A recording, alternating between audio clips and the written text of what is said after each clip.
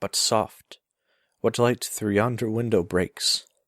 It is the new episode of Realms and Nerds. Hello everybody, RJ here. Thank you once again for tuning into Realms and Nerds. Just a reminder, we have a special episode coming up in a couple weeks that I think you'll really enjoy, so be sure to check that out. Don't forget, if you like our show, to please be sure to share it with your friends, share it on social media. Those are two of the best ways to help our show grow. If you do make a social media post, be sure to include the hashtag RealmsNerds. That's all one word, RealmsNerds. If you'd like to follow us on social media, we're on Twitter, Tumblr, Instagram, and Facebook. I'm going to start working on getting our episodes onto YouTube, as well as getting our character sheets, maps, and other pertinent information up onto our Tumblr page. Most updates, however, you will find through Twitter.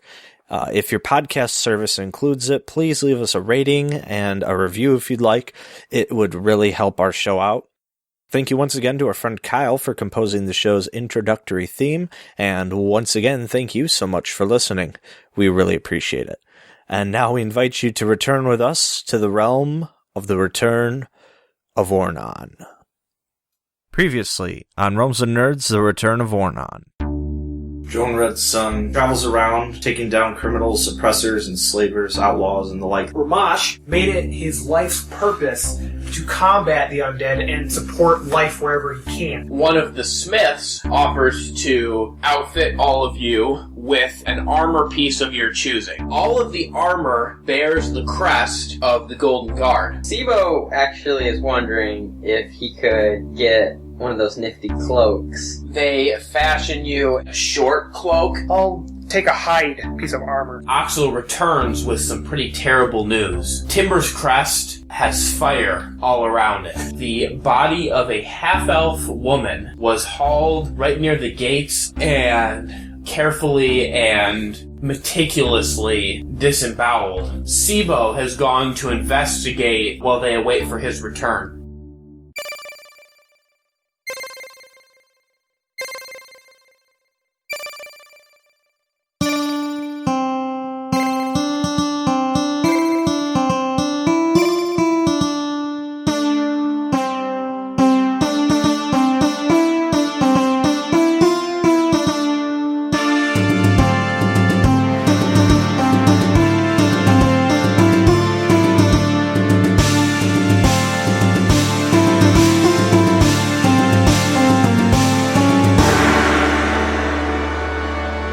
Been about a day and a half since your adventure in the burrow. After you came out, you find sort of a taller area, one of the buildings that has been partially broken down, but you could go up about 2.5 stories. So you kind of get a good lay of the landscape, and you set up your camp up there, just kind of to keep yourself defended. So you're keeping a lookout. You've been there for a little while now. I know, Joan, you were making some more bullets. Mm-hmm. Was there anything else, just quick point of order, anything else that anybody wanted to kind of get re-readied or look for or whatever while you are waiting here? Did I do a perception check of the area from our current position? Because I wouldn't mind doing that just to see where we're at. Okay, yeah, sure. You can throw a perception check for sure. That is 14. I think at this point there's not really a whole lot to see. Even though, like I said, this area is not completely dead. Obviously there's all manner of creatures and sort of lawless people that roam through here. They generally, because they're criminals and whatnot, they try to keep a pretty low profile. So you don't really see people. I mean, every once in a while you'll see kind of a shadow or a shape sort of drift in and out kind of on the edge of where you can see. But for the most part, nobody is mounting any kind of big assault towards you, or there's no immediate threats for you to worry about. So we can't see our target from here? No, you cannot see the guy that you're going after or anything like that. Did we make camp just outside of the actual building just as soon as we exited, or did we... I think we were on the roof, or on the highest floor we could go to, I thought. Okay. Yeah, okay, so you're not inside the actual building. You're not in the same building you were before. So think about it this way. There was a building that had fallen over, and so that final cave area that you fought in before you made your way out was one floor of the building, but like sideways, if that makes sense. you were kind of inside of there, so you climbed out. So this building is laying along the ground. Oh. So you climbed out of there and then went to sort of a nearby area where the building was still partially standing and climbed up in there. So it's still pretty near the top edge of the bowl area, so you can see sort of all around. Alright. So you guys have had this camp set up, and so at this point it is getting later in the afternoon. And I think Mikhail is on watch right now. Oh, he's not out hunting in his loincloth again. Screaming to the forest. No, there's no loincloth. It's full nude when he goes Full hunting. nude? Okay, that's right. While he's away, Joan looks over and sees his collection of, like, loincloths that he's made. Oh, that's the thing. There's a beaver in there. I see a wolf. The beaver one's got the beaver's tail on it, too. Or the Porcupine one is his favorite. Ay, God.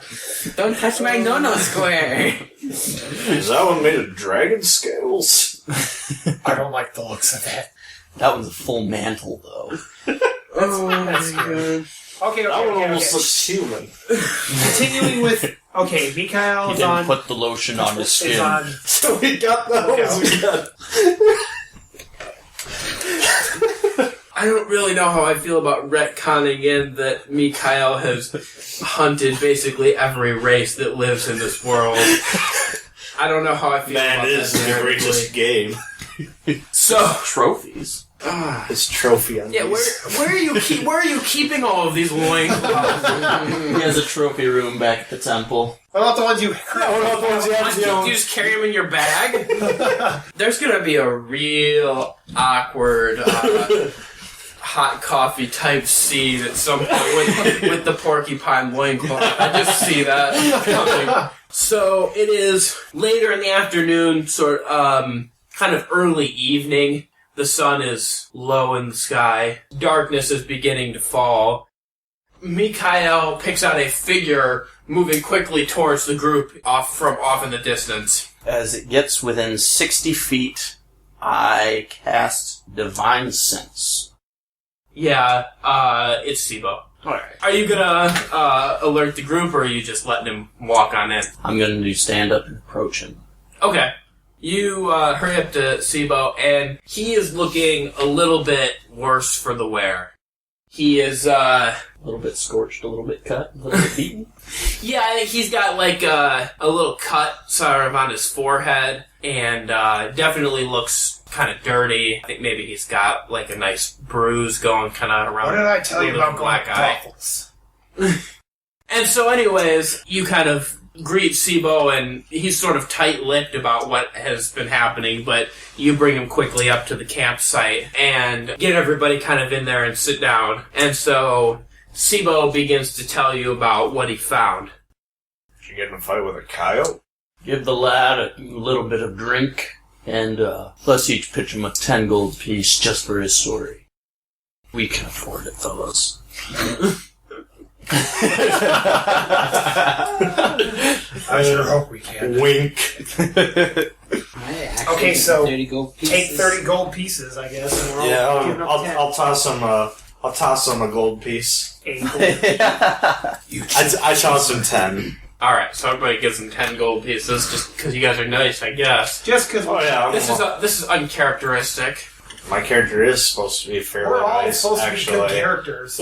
I am a lawful neutral. I am Sure. chaotic good. He takes a few moments to recover and then begins his story. What Seebo tells you is that the trip towards the town was more or less uneventful. He was hurrying fairly quickly because obviously, forest being on fire and all that good stuff is something that's sort of urgent timing. And so he made his trip to Timber's Crest fairly quickly. When he got there, what he found within the town was kind of a panicked, sort of half-readied defense. It's been a long time since the people that live in this area have had to mount any kind of significant defense against an attacking enemy or whatever. So there was not immediately a whole lot of structure in terms of who would be in charge and how they're going to rally troops or anything like that. So everybody in the town is kind of essentially just running around madly trying to figure out who's going to be in charge and what sort of form their defense is going to take. Because there didn't really seem to be a whole lot of people in the town that knew much about what was going on, Seebo decides to go around and scout the area and see what he can find. So, after a little bit of scouting, Seebo kind of is able to, by looking at kind of an estimate of how long he thinks the fires have been burning and kind of placement and things like that, he's sort of able to discern the direction that the people setting the fires would have gone. Seebo then kind of following this trail goes along a little bit farther, deeper into the forest, kind of into a darker area of the forest, and comes across a small outpost, or I shouldn't say an outpost, but more of an encampment of various creatures. Got a couple of dragonborn that are there, some various thugs, a few people that he recognizes as wearing the same sigil as the assassins that you guys fought back in the forest. But what's most concerning is there is a trio of wights that are sort of leading the group here. Upon hearing that, Rhomash growls angrily because he hates the undead. Oh, I thought we were talking about neo-Nazis, but, you know. No, that's part of my backstory. I have a supreme hatred for the undead. So, wights are powerful undead warriors. Basically, they maintain all of their skill and ability as fighters that they had in life, but any kind of ambitions or thoughts that they had before is replaced by two thoughts, one of them being loyalty to whatever dark lord or sorcerer or whatever raised them from the dead, and the second one being a thirst to kill. And that's kind of their two driving motivations. So it would appear that there's this trio of wights that is leading this group of people. So Seebo sneaks back away from the camp, runs back to Timber's Crest, and alerts the people there of what's been going on, what he's seen.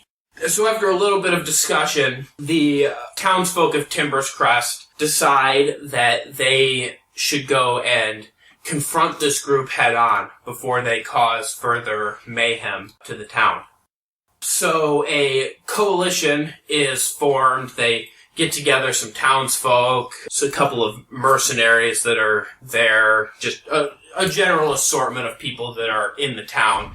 And with Seebo leading them, they quietly move into the forest in an attempt to surprise the force that is waiting there. Unfortunately, they made a mistake. Wights thrive in the darkness. That's their preferred hunting time. And so this group of evildoers is actually turns the tables on them and kind of ambushes them as they're trying to steal towards the camp. And so what ensues is really just kind of a bare-knuckle brawl in the woods in the middle of the night. There's fire shooting everywhere. People are tackling other people, getting stabbed. There's limbs getting lopped off. It's just this giant mess, free-for-all fight in the forest. And what emerges is more or less a draw. The townsfolk are able to kill several of the Dragonborn and two of the wights. However, the few townsfolk that were left become somewhat demoralized. They are not professional soldiers. And so they kind of, near the tail end of this fight, turn and run. Unfortunately, Seebo was separated from the group during the fighting and ended up on the wrong side of the town from where the townsfolk ran away. So now he has this enemy between him and the town. So with few other options, he chooses to run to try and get back to you guys and let you know what's been going on over at Timber's Crest. And so that's what he did. All through the night and through the next day, really trying to sleep when he can, but for the most part, just moving as fast as he can through the forest. And so now he has made his way back to you guys and recounted his tale. Now, with all that being said, does any one of you have a glass of meat? I got a water skin. I don't carry alcohol with me. Alcohol is for celebration. Hey, Mr. Sorcerer, got any meat? First of all, I'm a druid. Hey. He's a sorcerer. Second of there. all, I find meat dulls the senses. I prefer to remain attentive while I'm out in the wilds. Followers of Bahamut only need blood of their enemies as wine. Here, take some of my water skin. Thanks, mister. Got any prestidigitation spells or whatever to turn that into No, he actually good alcohol? he actually carries whiskey in it. Oh, he does. One of those guys. Thanks, mister. Well, guys, what do you think? Should we continue with our quest and try to help these people later? Or should we face the foes now? I do not hear of any significant tales of Maliakos, no true signs. There didn't sound to be many more guttings, just the one. I believe that this is a trail that has gone cold and can be picked up later. I mean, that town's in trouble. I feel like if we don't do something about it, that ain't right. My heart feels for those people, but I think that our current objective is of more importance because of the evil gathering around these magical items. I think, if anything, this fire going on in the town seems to be of more significance. All we've got to go on here so far this way is just the word of a captain of a guard. There we've actually got trouble. A full day's run, more time wasted on our quest. It would be a full 2 days' time before we would be able to return to our objective. But I mean, how long has this dude been camping here? Hasn't he been here a while? You guys don't know specifically how long this guy has been here? There are ancient stones here with ancient cracks, but what I am seeing in these stones are new cracks, as if this evil has only awakened in recent days. I guess looking at the working of the stone, I would agree with that. We got some trouble over in the forest. But we also got some trouble here. I say, we all take a nap and think about it. And I guess we're taking a long rest for Seebo's sake, who's drunk as hell. A gnome. Yeah, I Jones will throw recovered you on his my back. whiskey. I will carry you on my back for a short period. Tell everybody we're wow, thanks, mister. You may rest while we carry on a bit yet. We wake him up when we get to combat. So, As we're running along, I pick up rocks and throw them at him. So real quick, while you guys are still here, so Seebo, that fight and subsequent sort of actions that you undertook was enough to bump you up to level 2. Do you have your stuff ready in terms of the kind of, like, upgrades you got and things? Yeah. Alright, so let's go over that real quick. All I really gained at level 2 was cunning action, which allows me to take 1 extra action for every turn. You can take dash, disengage, or hide Dash action is as one I bonus couldn't action. remember. Right. And then max HP, 20. Beef, little boy. Yeah. He's beefier than I am. And Our dragon boy That was is pretty much the it. wimpiest. Okay. So, as you've been sitting here discussing, the night has moved on and is now fully dark. The moon has started to rise. And as you are sort of kind of finalizing your plans on what you're going to do, all of a sudden, Mikael, the spell that he cast before his Divine Sense, kicks back in again. And it is staggering. And it's so strong that I think that actually the cup of water that you had in your hand, you actually drop it. Just as you have this sense, almost instantaneously, you hear some scuffling along the edge of the wall on the building that you're in, and then with a leap, standing on the stonework right above you, is the third white. Its eyes are glowing in the darkness, and he has a long sword and is ready to use it. Great job, Seebo. Who the hell are you? And so, with that, we're going to roll initiative. Oh, Why not that guy? If he's sleepy, does he get disadvantage on initiative? What if I slap the shit out of him? Yeah. Joan starts slapping him. Hey, wake up. We're under attack. As I'm drawing my rapier, it jabs him right in the groin. I rolled a 1 anyways. Well, you still have to add your... Crit fail, so... Well, You still add your 5. 4s. I'm in the 5. I don't think you add your crit, do you? You add your... Yeah, you do. Nat It's- 20. A crit fail is on, like, checks. I rolled a and 2, so I got saves 5 for initiative. I got 23. got Good 5 thing I had I the. rolled a 1. Good thing my awareness was Well, kicked in. that just means you have a higher initiative bonus than me. Yours is 4, isn't it? Mine was 13. First up is Mikhail. About how far away is he on the stonework over top of us? So you guys are in the center of this room, so I think that you're probably about 15 feet away from him, and then he's probably where he's at, he's probably another 5 feet up in the air. Also, side note, insert the Metal Gear Rising whee sound when my divine sense is triggered. Yeah. That's your Spidey sense. Anyway. Alright, can I charge forward and do a strength check to throw him off the wall? Like to push him off? Yes. Yeah, sure, you can.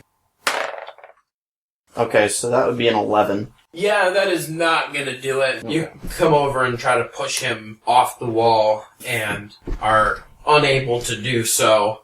He kind of moves a little bit and keeps his footing on the top of the wall there. So next up is the white. Since Mikhail just tried to push him off the wall, he's actually going to try and jump down onto Mikhail with his long sword.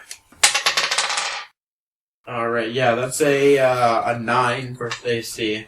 That's not gonna Which hit. is not going to do it. So he tries to jump down onto you, and I think since you were standing so close and saw him jump, you're able to sort of push him to the side, and he lands over next to you. Next up is Rhomash. Rhomash is gonna cast Produce Flame at him. And that's a 20 altogether. That'll hit. Okay. He does 8 fire damage. That's a pretty beefy hit that he takes, but I think he's still, he shrugs it off, and he still looks like he's plenty ready to go. Joan is up next. Joan is going to do the classic maneuver, pull up his gun. He's going to cast fucking Firebolt at him. 11 versus AC. That is not going to hit him. So, Seebo, you are up next. Seebo's gonna pull out his short bow and is gonna take a shot at the white. 21. That's going to hit him. Just 5? That's piercing damage, right? Yeah. Resistance reduces it by half, right? Correct. Okay. Rounded down. So 4. So he's actually really good. Because we're dealing with like an undead. Yep, it's a white. That's how much it And is. Whites which are undead. would be kind of a ghostly as well, so. So, Mikhail is up again. I am going to cast Hunter's Mark, which means I can choose a creature I see within range and mystically mark it as my query. Until the spell ends, I deal an extra 1d6 whenever I make a hit. I have an advantage on Wisdom, Perception checks, or Survivals. If the target drops to 0 hit points and before the spell ends, I can use a bonus action to subsequently turn to a new mark. Wow. All of my spells are bonus actions. That's pretty crazy. Nice. Alright, so you can still make your attack then. Yes. I draw my rapier and I make a charge to strike at the white. That is a 14. So that's not gonna hit him. He is actually the white's gonna be up next, and he is gonna swing right back at you. 13. Not gonna hit. Not gonna hit, and he actually can make one more attack here. He gets a multi-attack. And that's also not gonna hit. Next up is Rhomash. Once again, I'm going to cast Produce Flame at him. Okay. That's 15. That'll hit. Okay. I do 1 point of damage. Alright. Not my best flame. Yeah, it's just like a little big-sized flame. Like a big lighter-sized flame. It just kind of hits him in the shoulder. Joan, what All you right. gonna do? Time to bring out the big guns. Figuratively, I don't have another gun on me. Chromatic Orb. That is going to be a 22 versus AC. That'll hit him. So It is going to be lightning damage, by the way. Okay.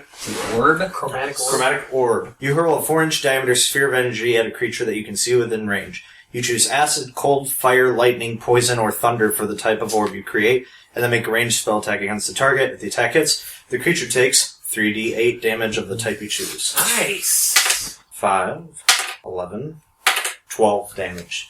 Okay. Nice I shot. don't think he has an advantage against a resistance to Lightning. lightning. Who knows? The DM shall. Maybe. Yeah, he'll tell us if it does. That's kind of how we find out. Yeah, no, that hits him. So Seebo is up. Gonna take another shot with the short bow. Okay. 18. That'll hit him. 20 That'll hit him. Add with the that proficiency. 7. So that's going to hit him for 3 points of Got arrows damage. poking out of him. He's been burnt and shocked. Mikhail is up. Pull my rapier back again to smite. He's got 18 against AC. That'll do it. So with the Hunter's Mark, I do the additional... That is 11 points of damage. Yeah, he's Shit. looking not great. That's 11 piercing, by the way, so I think it would actually come out as 5. Oh, that pierce. Oh, yeah. You know what? That's actually, yeah. So that does only do 5 points of damage. Yet again, he's going to take another swing at Mikhail, since he's the only one standing near him at this point. That is a nat 20 plus 4, so 24. Yeah, that's Auto gonna hit. hit, double damage. And you're going to take 5 points of damage, and then I also need you to do a Constitution saving throw. That's a 15. Okay, so you saved there. So that was actually a life drain attack, so he hit you with necrotic damage Okay. on that one. So the saving throw is a good thing you got the saving throw, otherwise bad things happen. That's generally how it goes. But then he's still, he gets a second attack, so he's going to take another swing at you. Another nat 20. He got his shit together. Motherfucker. That's going to be 11 points of damage. So with this second attack, he kind of slices you up a little bit with the first one. With the second one, since you're put off balance by the first attack, he hauls back and just catches you hard. I'm going to say he hits you right in the ribs and with his sword, and actually opens up a gash in your side. And Rhomash, you are up next. I'm gonna do produce. Well, flame. I'm not trying to be a dick. I'm himself. trying to be smart about this. That is 12 against Stacy. That's not going to do it. Damn it. That flame is going to miss just as bad as Jones did. Alright. And with that in mind, Jones up. Firebolt. Here we go. 8 plus 6 is 14. Joan, in fact, does finally land a firebolt. Joan actually Wait a hits. minute. With Yeah, this is a momentous occasion. This was a Okay. barely 2. I have actually done it. Eat my shorts. Alright, he deals 6 fire damage. So this guy is actually looking pretty worse for the wear at this point. Finish him off, Seebo. And Seebo is going to be up. Let's get that short bow. 15. Yeah, 15 will do it. 3. Plus 4. Plus, Well, plus you it's kind of half right because of against my piercing sneak damage. attack. You can use it because he's next to him. Yeah, you have to an ally is and- within 5 feet of them. So Well, and I'm you using can a ranged weapon. No, range No, weapon the doesn't conditions matter. are... I thought it was if they're The distracted. conditions are if you have advantage, or if he's not incapacitated and you have an ally, or sorry, he has an enemy next to him. Which... You do, which fulfills That's, the yeah, requirements, which, which means you can do sneak attack. Oh, So- Shady Boy 7, is... and then you just want to tell me if he's dead or not? Because 7's going to be 3. Because if not, I'm just going to be sneak. 7's gonna be 3, huh? Can you sneak attack him from there? Oh, yeah, 7 will Yeah, be 3. I have The to. conditions The are... conditions are met. Yes. Yeah.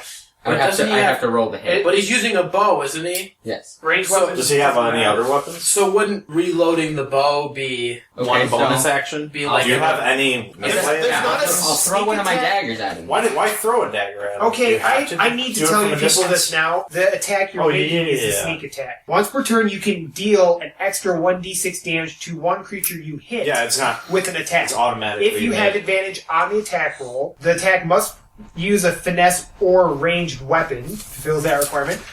You don't need advantage on the roll if another enemy of the target is within 5 feet of it. That enemy is incapacitated, which he's not, and you don't have disadvantage on the roll. So I'm good. So Yeah. just roll The sneak attack is the attack you're So you're making. just rolling And damage. you choose whether or not you're making your sneak attack. All together. And you can do this once per turn. So that's Yeah. 4 damage altogether. Yes. By the way, once you reach level 3, that becomes 2d6 instead of 1d6. Alright, so he is looking real bad off now. Mikael, you're gonna be up. Alright. We're looking at 15 against against AC. That'll hit him. Alright. Here's some fury, bro. Alright. 13, which would be 6. 6 actual damage. He gets hit by that arrow that Seebo launches at him, and it draws his attention for just a brief moment. And when it does, seizing the opportunity, you swing your rapier around and just lop his head off. Yeah, I mean, Yo, does he have arrows on him? Yeah, I think he's got some also, arrows on him. you regain How many? half of the arrows that you've expelled. You regain back at Which the is end of like battle. 3. So if you shot 3, you get 1 back. I pick up his bow. Whereas me, Are you proficient? I get none You'll back. see if you all weapons. Oh, yeah. I'm proficient with That reminds me. martial We'll say he's got weapons. 5 arrows on him if you want to take those. Would you even be able to like search his? What do you even have about you? You just kind of. He's an He's not a undead. gun. Pile of Oh, it's an ash. undead. Okay. In Skyrim, they kind of disintegrate into a pile of ash. You just get 175. Cool. 638. Guys, if this white's here, then the town's probably done. Or he just followed the one person that was killing the other whites. If he was leading their group, it'd make more They sense were to finish dead. them off first before chasing after Seebo, who's by himself. I mean, we're already gonna be just going towards this, so what's the point in arguing?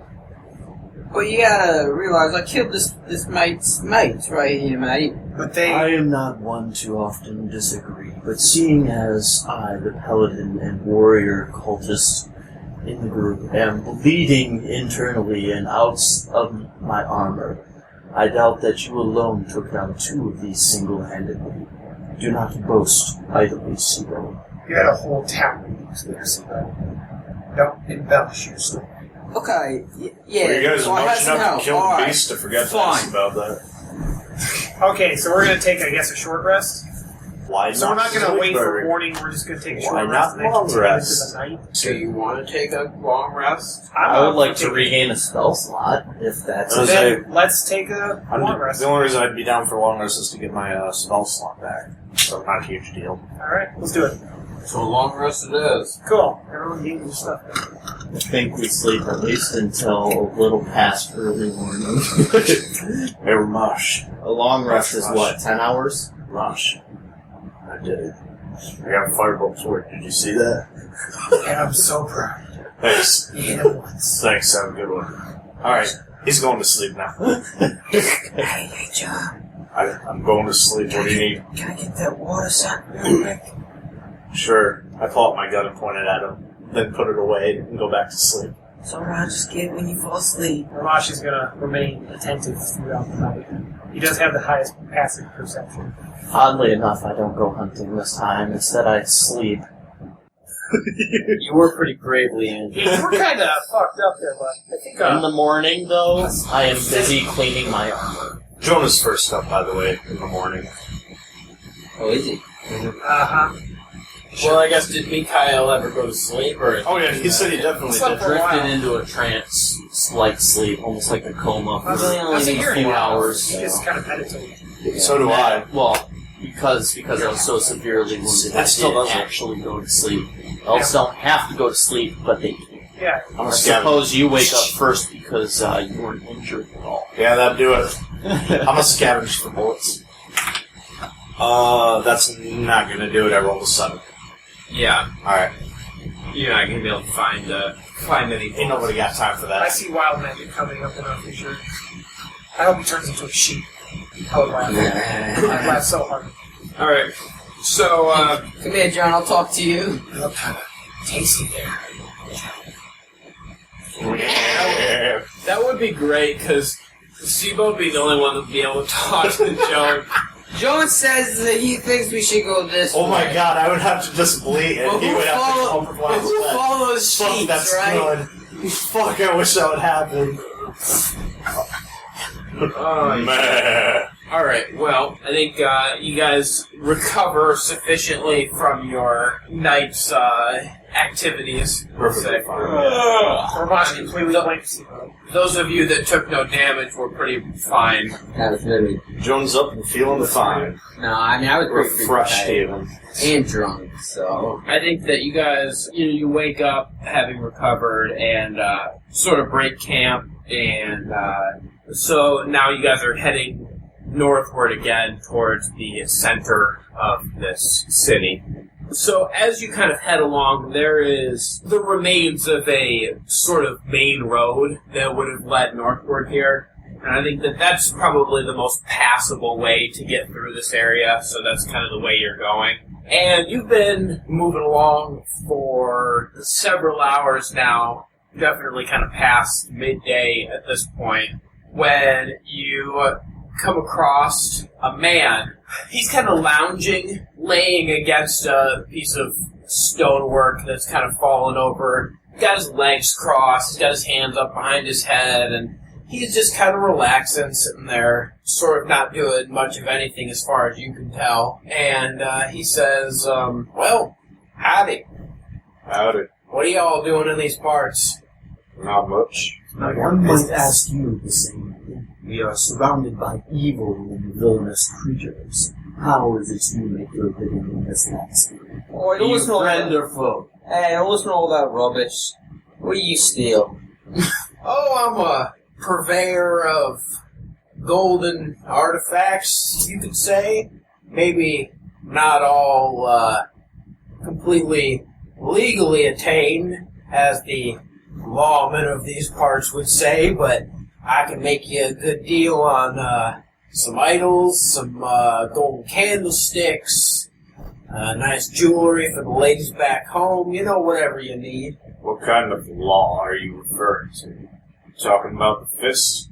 Oh, sure, the fist, they're around these parts. Every once in a while I go a little bit farther south and those little golden fuckers mess with me. I see you guys are wearing some of their sigils too.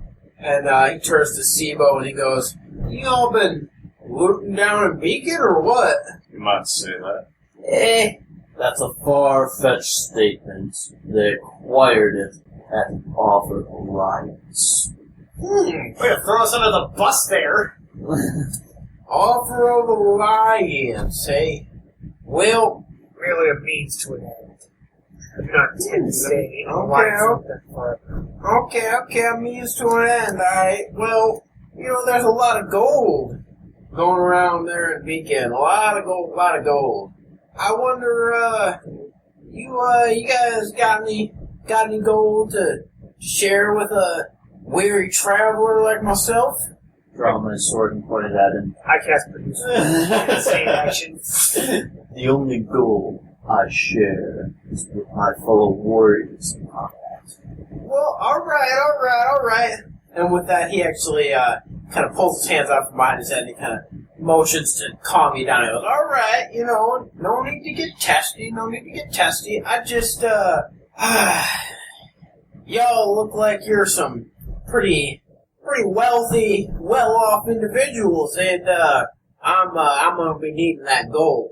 And so he goes, and several other men similarly dressed as him sort of step out of the shadows and the various stonework around you, and you are surrounded by a fairly sizable group of bandits. So this is a stick-up.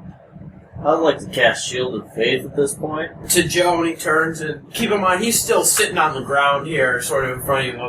Well, you could, I suppose you could call this a stick-up. Listen, this doesn't have to get messy. No, it doesn't. Just a little bit of gold. Just, we keep this road safe. Y'all been walking down this road for hours. You ain't running anybody, have you? So, if we have run into our fair share. It's more of a toll, a usage fee, if you will. So I think it would be more fair if you give us a little information along if we give you this gold. Say, You know these parts very well, do you not? Oh yeah, we know these parts. Would you be willing to give us a little information on surroundings in exchange for this gold? What say you? Well, I think this could work out beneficially for both of us if you are willing to part with the right amount of gold. How much are you expecting? Well, I'm thinking, I think maybe about 200 gold apiece ought to do it. So, hearing this, Seebo would like to roll an athletics check to roll on the ground behind this dude and take his dagger and put it around the dude's throat. Oh, Can I help him with that by conversing with the guy to give him an advantage on this? If you're successful with this, I don't know. So what you're saying is you're blackmailing us for use of this rope. well, I mean, I wouldn't call it blackmail. Y'all are getting That was, quite a bit of... More of a rhetorical question. Well, getting some information out of this. It's 19. Okay, so, yeah, I think Seebo kind of takes a lunge and rolls, and as he rolls, he draws a dagger and ends up with sort of one arm wrapped around this guy, and the other hand, he's got the knife up against his throat. And so he goes, whoa, hold up there. This doesn't have to get violent. It's this man with a posse surrounding us. Hey, So there... how much gold are you willing to give us in exchange for your route? Well, see, here's the thing. Y'all have me in a disadvantaged situation at the moment, but I still believe my posse outnumbers y'all just a little bit. You would cast aside your own life in exchange for their gold. Well, I mean, hey, you with the knife. Yeah? You see that guy over yonder wearing the pretty little scarf around his neck? Yeah. Yeah, you see how he's got that bow trained at you? I step in front of the two of them with my kind of half turn with my shield kind of up. So, like, they're to my right, my shield's up like this. Trying to give them some cover. Yeah, let's try. Joan's gonna draw out his revolver, spin it in his hands, and then point it, circling around the group, ending with it trained at the guy that's been talking. Says, "Now see here, in these parts, the fist says they're the law, but I am the law." I'm just counting enemies. There's a way we can avoid bloodshed here. You give us the information we want. I give you and your group 50 gold pieces, and we part ways, unlikely friends. And you get to keep your reason in life. Sounds like a pretty good deal, mate. I'd take it. Well, what about if we make this 50 gold pieces all around, and we'll call it square? Have your men leave immediately. And then we'll consider We'll leave the gold. Well, you see, that becomes a little bit of a problem, because your friend here has still got a little bit of a sort of steel to neck situation going on with me, so I'm drawing out my purse and counting out 50 pieces while I say this. how about you move that sharp little piece of steel away from my throat region, and then I'll ask my boys to move back a little bit. No, you move them back. We slip your throat. This is still a little concerning to me. So he's actually going to reach down with like two of his fingers and sort of grab the blade that you've got against him, kind of like on the flat end, and sort of like attempt to pull it away from him a little bit. I kind of turned the knife and slit his finger. Ah! Now here's the thing. What you're doing is blackmail. And despite contradictions laid down by my compatriots, we don't deal with burglars, thieves, and people that are outside of the law. We don't make deals. You either accept our offer, or I'm going to have my friend move out of the way and I will burn you to a crisp. Well, I understand your hesitations to make deals with what you would call the criminal aspect. However, I have a feeling that your friend here is a little bit less than squeaky clean. Yeah. Yeah. But look, mate, here's the deal. We are on what one might call a life-threatening mission. A mission that can hold the balance of your very existence. And we just would like to get on our way, sir. as much as I'd like to take you for everything you own, we have some important business ahead of us. So if you could just give us our information, we'll be on our way, and you know what? I'll even let you live. Well, alright, you know what, I think you seem like a man that's willing to make a deal. You seem like you understand this, so let's talk man to man, or man to dwarf, or whatever you be. Let's talk this here. So, here's what I'm thinking. I'll let y'all pass at the special discount, friends and family rate, so to speak. Y'all give me and my boys 100 gold pieces. Now listen, we got us only 25 apiece, and we gotta make a living somewhere. So y'all kick us 100 gold pieces, and I'll let y'all know what I seen up down the road yonder, and we can all part and go our separate ways. Now see here, Alright, so... you're making some muddy accusations on the wealth that we've acquired. What makes you think we can even afford your steep prices? I am hurt. Steep prices. I'm giving you my lowest discount. And let me tell you what, I know, like y'all said, y'all came from Beacon. Beacon, they practically got gold everywhere. I mean, I seen kids running around with more than 25 pieces of gold. Do I look like I'd be carrying around gold? For the record, he did not take anything from Beacon. Like, he's not wearing any of the garb, he's just wearing his usual kind of traveling clothes. You didn't even accept the armor from Golden Guard. No. I accepted nothing from the Golden Guard.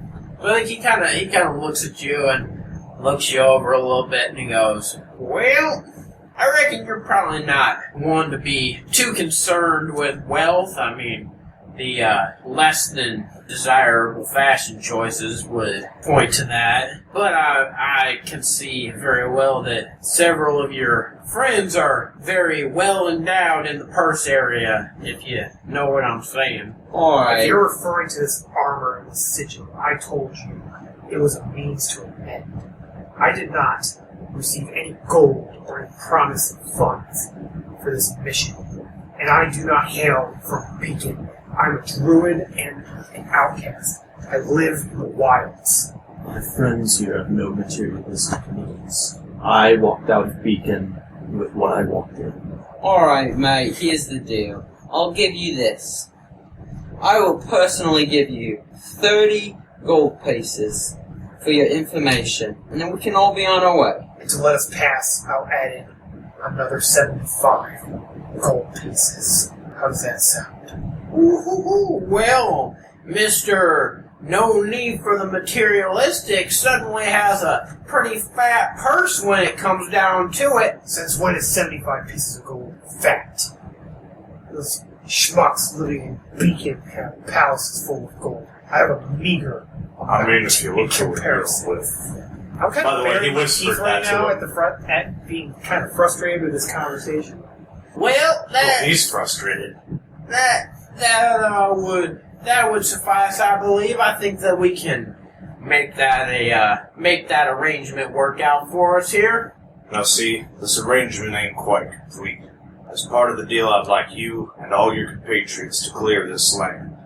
Clear the wastelands. Stay out. Well, I mean, you see, like I said, me and my boy, we gotta make a living somewhere, and Well, somewhere ain't here. well, we ain't exactly welcome much other places, so I ain't exactly sure what you think we're gonna do about this. I like how he's the law in a place full of only evil, essentially. Well, he hails from further north, not right in here where all these robbers live. He's a He's a country boy. You're fucking up our entire deal. We had something going. This is like the third Hey, time we're dumbass. almost I mean, out you here. could say that in character. We had a deal. You're kind of fucking this up, Joan. I'm just abiding by the law. What law? We're in the wasteland. Law of nature reigns here. If I were to abide by my law, I would slay every one of these men where they stand. I have no love for that body. There is compromise where we tread, Joan. Evil walks about deeper than our own necks. We have already passed almost to the other side. Alright, I suppose. But I don't want to hear any more from you yahoos. Well, I can agree to that. No more words out of me. Just the gold, please. I whip out 75 gold pieces for him, and Whoa. I didn't say I gave it to him. I'm saying holding him. Now move your band off to one side, and we can let this peacefully go. Alright, boys, why don't you, clear a little bit of space there to the side. Except you Smith, you stay here with me. I think, it's only fair that I keep a second along with me, just, in terms of keeping this on fair ground. So this, one of the bandits here, who you assume is Smith, stays behind with him, and everybody else kind of, moves off. Sort of, you can still see where they are, but they're definitely out of an immediate sort of attack range. Alright. Well, let's get our information. Well, you see, now I'm confused. The cowboy-looking fellow over there told me to stop talking, so can I keep talking, or do you want me to... I don't want to hear any more from y'all in the future. We still want our information, but I don't want to hear about any trouble y'all causing down here. Well, alright, I suppose fair is fair. I think since we're on the more friendly terms at this point, the removal of your blade might be in order. Yeah, alright. And Seebo motions to Jones to train his gun on the thief as Seebo takes a small step away. I mean, he's not going to point it at him if we're trying to just get information. Well, yeah, I mean, just like... have him be more talkable, but he's definitely going to have it ready to go to... Rhomash is keeping it, like, one of his eyes. And he's also got his other hand on the other guys. On his belt, on the pommel of his dagger. Mikhail is listening, but he's in a crouched, ready stance, observing all the other. Oh, I'm trying to retreated into the. Joan definitely isn't trying to appear hostile at this time, but he's going to be ready. This guy actually looks over at Mikhail and he goes, "Calm down, friend, calm down. I may be of the more criminal persuasion, but we've still got some morals around here. Once a deal has been struck, a deal's a deal. You can relax yourself a little bit. Now, nearly died twice in the last day. I'm not ready to near the river Styx once more." Well, it sounds to me like maybe this current line of employment you're in might be a little bit hazardous for your health. I would, I'm in the same could be said for yours. Well, you know what, you could say that, but I've spent the last day or two doing things much different than almost dying, so apparently I'm doing a little bit better than your friend here. But you know what, we ain't here to talk about who's living the better life, that can all be hashed out down the road, I suppose. Let's get this deal moving along. So here's what me and my boys know. So we was down the road, down south a little ways. There's this area, we call it the Impasse. So the Impasse, one of these long, tall buildings, long ago, fell down over the road. So you can't really get through unless you take a good deal of climbing and, sort of scrambling over rocks, which ain't exactly our particular persuasion. So normally get round that way, you head off, the side a little bit, you veer off going more of an eastern direction. And, as you loop around that way, there's a nice little path that we got cleared out from our activities, and you can get around this impasse. So, we was, going about our business, doing what we do, and, we come across this building that just didn't quite seem right. There was, some campfires and some various fiendly-looking fellas hanging around there. So, me and my boys, doing what we do, we try to stay in the shadows a little bit, see if there's any pockets to be picked, Like I said, a man's gotta make a living, you know what I'm saying? So, we're hanging out in the shadows, and there was this fella walking around in some robes, real weird-looking fella, kind of some crazy wild hair, and he's wearing these long purple robes, looking real fancy-like, and, we thought, maybe a nice little score for some gold pieces, if you know what I'm saying. So, me and a few of the boys, we snuck up a little bit closer to him, and turns out this feller was having some sort of commune with a dark lord, I guess. He had one of those sparkly, what you call them? Those crystal balls that those wizards be using.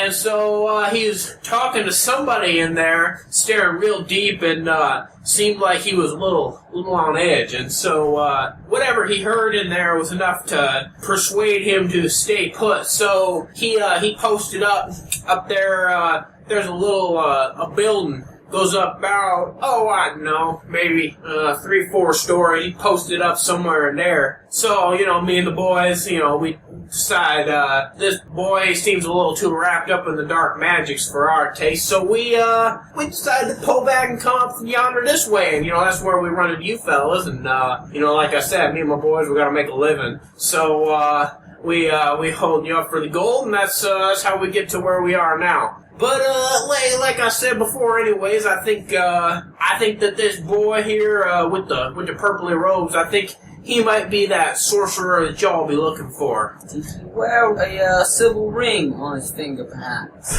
Oh yeah. We saw the ring. He used it in his spell. He had when he was talking in that crystal ball, he was twisting it on his finger and really fidgety like fellow. Kept messing around with it and seemed like he was real interested in that ring. All right. Here's the 30 gold pieces I owe you. Here's the 75. I never caught your name. Well, I go by quite a few names depending on the area that I be in, like it is, me and the boys out there trying to make a living. There's sometimes the use of aliases is necessary. But y'all can call me Leroy. Around these parts, most people know who you're talking about when you talk about Leroy. And so yeah, if you be talking about Leroy, people know how to get in touch with me through me and my boys. We get around a little bit. I hand him the 75 gold pieces. All right. Well, thank you kindly. Like I said, this gold arrangement, this is the friends and family sort of discount, if you will. So next time y'all come through here, we might have to charge you a little bit more, unless you got some more persuasion to do with us. But anyways, like I said, we believe in being good and fair around here. So deal's a deal, and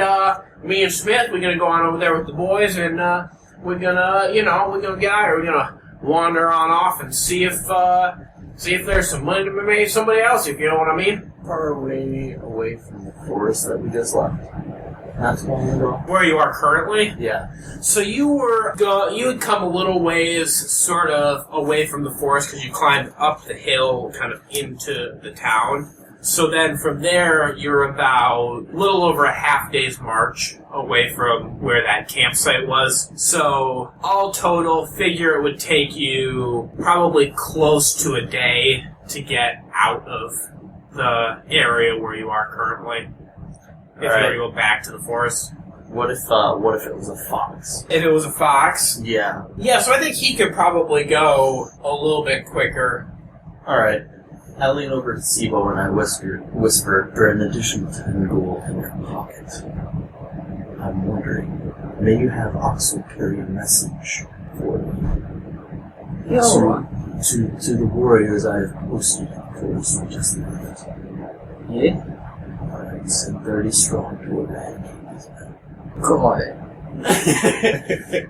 So, 300 men and... No, 30 men. 30 men, and then 300 gold for me. 300 gold to pay for the warriors and their day's march. Got it. So, have we turned yet? Have we parted with This is something Leroy? that I'm conveying as we're walking away. Okay, because Seebo, as Wait, you have warriors posted in the forest? Remember, I had Mossy send a message back to the Temple of Bahamut to... So they're already marching to the forest. Okay. Boss is gonna love that. but as our two parties turn to leave, Seebo would like to roll a sleight of hand check to snatch Leroy's purse. Alright. Wait, hold on. While he's figuring that out, Joan was going to turn to him. Now, Leroy, remember what I said. I don't want to hear from you or your boys in the northern parts of this wasteland. And remember, there, I am the law. Alright. Fair's fair. We wouldn't want to get in the way of such an auspicious man as yourself. So, we're gonna be heading off this way if that's alright with you. Me and the boys, we gotta make a living, you know what I'm saying? But, we can stay out your area if that's agreeable, alright? That would be amicable. Thank you, Cap. Tips his hat to Leroy and then leaves, I guess, or prepares to leave. A 9? Can me talking to Leroy kind of give him advantage on that since he's distracted? I mean, yes, you can take advantage on that. So go ahead and roll again. 17. 17? Yeah, with a 17, I think you're unsuccessful. He doesn't really notice that you tried to snatch out of his purse, but you're not successful in your efforts to try and get any gold out of there. As they're walking away, Joan smacks Seebo in the back of the head. Now, what'd you go and do a stupid thing like that for? Hey, alright, I was trying to get my money back, alright? I like to part with my gold. Well, I understand that. That's why you shouldn't have even struck a deal. Nonetheless, it's unimportant now. I have a message for Yeah. relay these instructions specifically to Oxford. Return to Mossy once more with another message for the warriors that will return to this force, with an additional 300 gold, and instructions and this map, which I have marked with these exact coordinates marked against the stars, with the name Leroy, and as always, you've got to make a living. That is the weirdest ska band I've ever heard. Hey, Oxel. And then I don't know how to talk to them. I do that. Alright. Now for the payment. Yep. For Oxel first. 300 is loaded into a bag on Oxel with the message. And now my payment. Yep. A solid 10 gold pieces. Thank you. And Oxo runs off.